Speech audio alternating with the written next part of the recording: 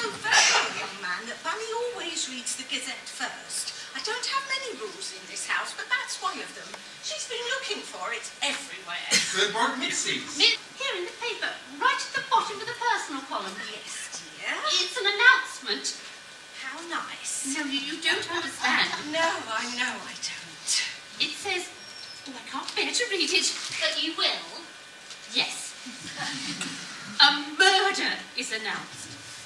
It will take place on Friday, October the 13th, at Little Paddocks at 6:30 p.m. Friends, please accept this, the only intimation. Are you sure that's what it says? Right at the bottom. Man. What about a mad woman? What do the police haven't been round here? I shouldn't think the police will take it seriously for 1 minute. Do you? Of course not. It's too silly for words. Don't sound too sure of yourself. I most certainly am. It's just someone who wants an excuse for a drink. Let's forget it, shall we? Poor Aunt Letty, it's rather getting on top of you, isn't it? No, it isn't. But you keep going on about it. It's stupid and childish, and I've heard enough. Do you understand?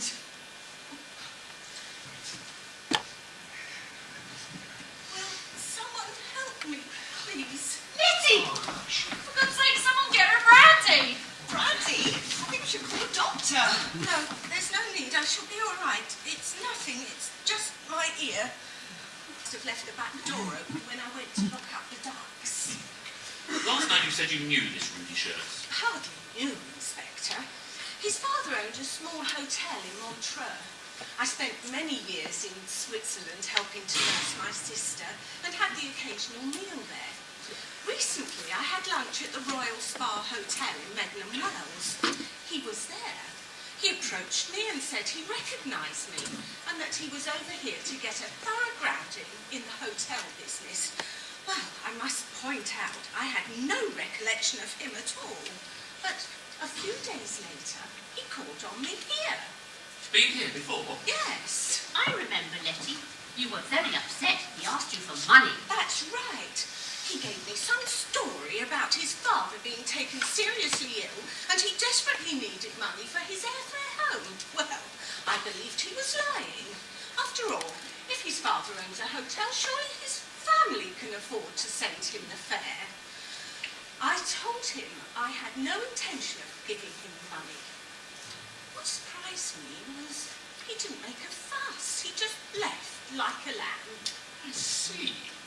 Do you think he maybe called here just to have a look round, get a plan of a house, that sort of thing? Oh, I haven't given it much thought until now. I suppose that's what he must have been up to. Not that it would do him much good. I can't keep more than a few pounds in the house. Valuable. Nothing. Jewellery, silver. Nothing of any great worth. A few bits and pieces. The silver's reasonable, nothing more. Frankly, I'm not worth murdering. But nevertheless, all three of them benefit. And not one of them would harm a hair on my head. You'd be surprised what people will do for money. Really, Inspector, I find this conversation extremely distasteful. You are accusing people very dear to me. People I trust. Yes, with my life. Do you have anything of great value? Nothing special, nothing out of the ordinary. Those pearls, for example. They are priceless. Oh! But only to me. They belong to my sister. We were very close. I wear them all the time. They somehow, and I don't suppose you'd understand for 1 minute, they keep me in touch with her. Joke between her and her husband. You see, one was born just before midnight and one just after. So there's a young man and a young lady out there who stand to become millionaires. If you die before Belle Gurton. Does anyone know what happened to Sonia and her husband? The last we heard, they were living in Eastern Europe. There's a bottle of aspirin on my bedside table.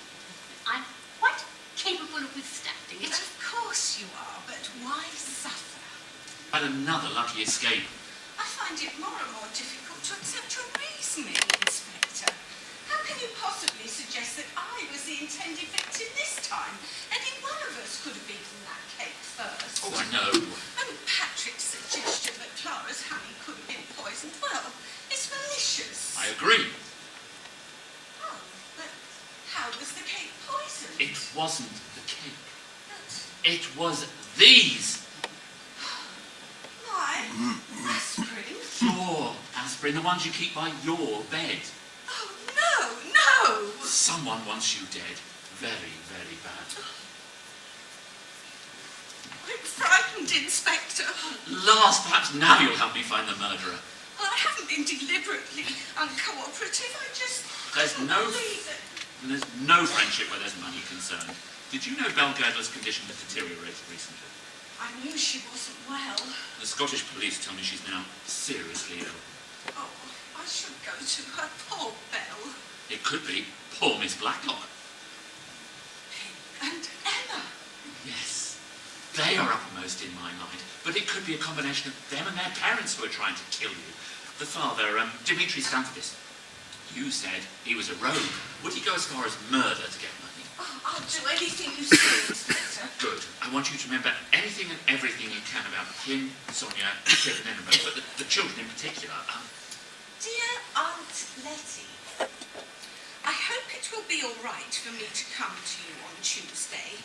Patrick was going to let me know, but he hasn't. My train arrives at about 6:15.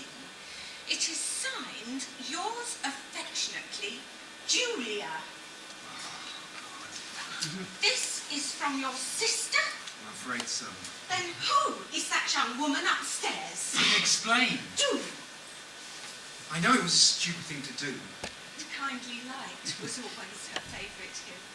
Will you thank you for it? Oh, I'm sorry. I'm so sorry. Forgive me. Don't. Please don't.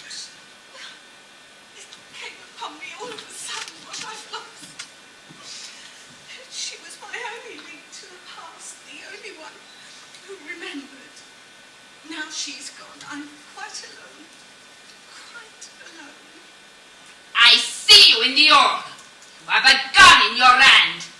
Give me the money or I tell the police. Very well. Here, phone. Phone the police. Tell them that you saw me in the hall. Tell them that you saw me with a gun in my hand. And I'll tell them that you're a liar who's trying to blackmail me. I'm not a liar. And you'll be put in prison like you say you were in your own country.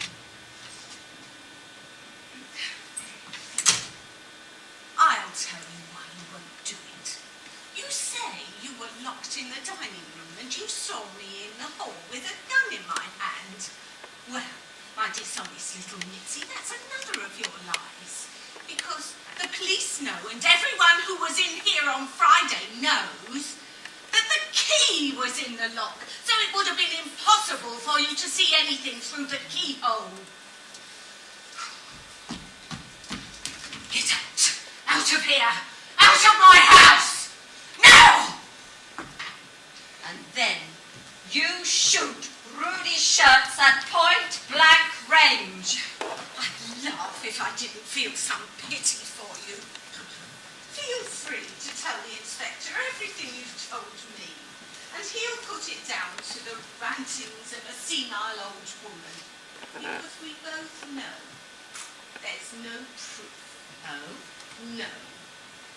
For perfecting a very special glandular operation. For goiter! I'm sure when the records show, it'll be Lottie and not Letty who was operated on for goiter. What a pity you interfered. You're missing. Presumed dead. Edmund Swettenham stabbed you and dumped you in the river! All right.